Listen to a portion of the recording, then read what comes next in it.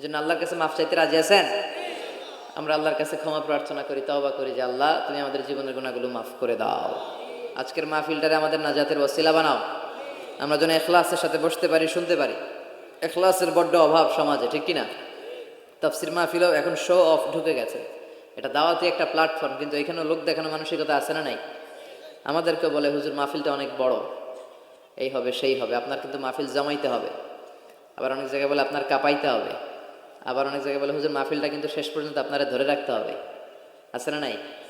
জমাইতে হবে, কাঁপাইতে হবে, ধরে রাখতে হবে। তো আমরা কোথাও জমাই, কোথাও কাঁপাই, কোথাও ধরে রাখি। কামের কাম কিচ্ছু হয় না। তো এই যে এত রাত পর্যন্ত আমরা বসছি, আসেন আমরা নিয়তটাকে খালেজ করি যে আমরা কোরআন থেকে শুনবো। কোরআন থেকে শুনে বাড়িতে কিছু নিয়ে যাব, তথ্য উপাত্ত ইনফরমেশন, যেটা আমার জীবনের জন্য কাজে লাগবে। কথা বলেন, সবাই একমত? সবাই